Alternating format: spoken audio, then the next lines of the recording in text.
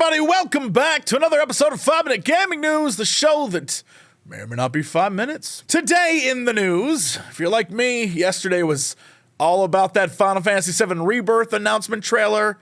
That thing was great. That was wonderful. And now we know a little bit more about what we can expect from Rebirth. Not only will the next entry in the Final Fantasy VII Remake series have a timed 3-month exclusivity with the PS5 once it launches in February, which could mean that we may see it appear on Xbox later in 2024, but Rebirth is also apparently packed with a lot of hours of gameplay. In a post made by director Naoki Hamaguchi on Twitter, he shared, "While the main storyline is bigger and more ambitious than the previous game's narrative, Final Fantasy VII Rebirth also embraces the concept of free exploration, with compelling stories, fun mini-games, powerful monsters, and so much more to find throughout the world map. We hope you will explore this world in great detail as nearly 100 hours of adventure awaits." Yes, you heard that right, 100 hours of Cloud, Tifa, Aerith, Barret, Yuffie, Red, and many more. And so that seems pretty fun. It seems like you get to spend a lot of time with these characters,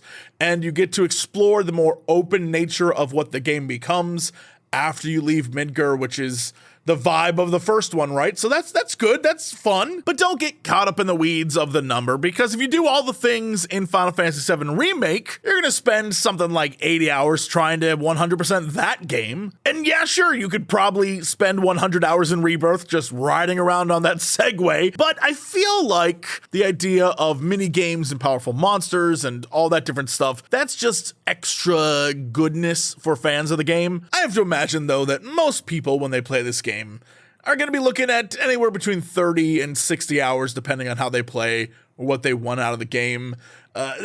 This 100 hours number seems like a do-everything number, and again, because the gold saucer is there, there's going to be a lot of extra bonus things you can do. The question will be for most players, is it worth my time? And if it is worth your time, you're looking at about 100 hours of that. In other news, continuing with this whole Unity debacle, the Unity offices have had to shut down for the remainder of the week due to death threats. Today, we have been made aware of a potential threat to some of our offices. We have taken immediate and proactive measures to ensure the safety of our employees, which is our top priority, a Unity spokesperson told Engadget. We are closing our offices today and tomorrow that could be potential targets for this threat, and are fully cooperating with law enforcement on the investigation. Now, before I do that thing where I say to the internet, hey, grow up, act like an adult, stop doing stupid shit like death threatening people. As of this morning, the credible death threat that prompted the closure of Unity offices yesterday was made by a Unity employee, police have now revealed, which is wild. I mean, we know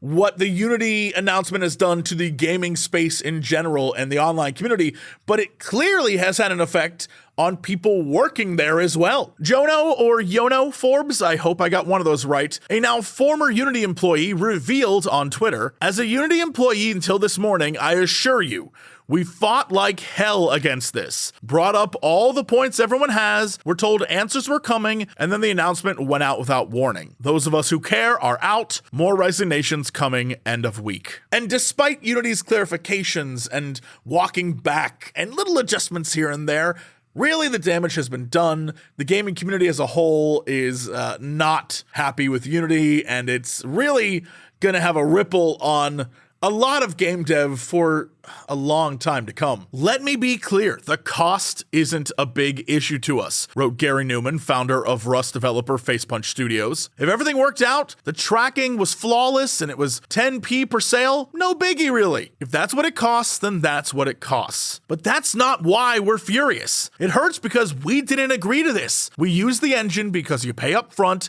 and then ship your product. We weren't told this was going to happen. We weren't warned. We weren't consulted. We have spent 10 years making Rust on Unity's engine. We paid them every year, and now they changed the rules." And that's the thing. It is so obviously bad. It is so obviously the brainchild of a former EA CEO who now is a Unity CEO who is pulling the same BS, except in a way that is detrimental to his brand and to the brand of Unity as a whole across the industry. And I don't know what the hell he was thinking. If this doesn't make you understand how truly twisted and just backwards the CEOs of the game world are, I mean, come on. This is a perfect example. Speaking of twisted and corrupted, this is the segue. It's time for your Cred Minute.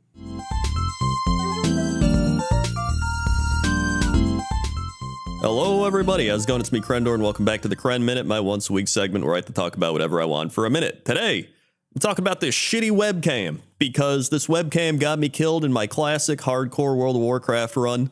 I was level 23, doing great, and then the webcam, it just crashed. It crashed my computer, I logged back in, I was dead. So this shitty webcam has crashed before, and now it crashed again. Now, here's the thing, I'm not sure if it's the USB port, or if it is the webcam, I'm going to have to like swap USB. You would think I would have done this by now. Does anybody have any webcam crashing computer recommendations? I know it's the webcam because every time I restart the computer, the webcam's dead.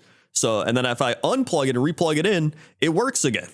So I'm like, well, the USB port works. It's just a matter of like, does it just randomly like short out or something? Like, I don't know. I guess I'll try the other port, but anybody got good webcam recommendations? Or I know people like hook up their camera to their computer now with like shit, so they just use their DSLR, random cameras. I don't know. I'm just upset because I was level 23 and it sucked. Shitty way to die. Either way, go watch youtube.com/Cox and Crendor podcast, best worst podcast on the internet. Also, if you like pointless lists in World of Warcraft, youtube.com/Crendor pointless top 10s. We just did lighthouses. Okay. See you. Thanks, Crendor. Anyway, that is it for me. Thank you again to everyone over on patreon.com/Jesse Cox for helping this become a reality. Without you, this show would not exist. So it means the world to me. And for the rest of you, see you Monday for another episode of 5 Minute Gaming News.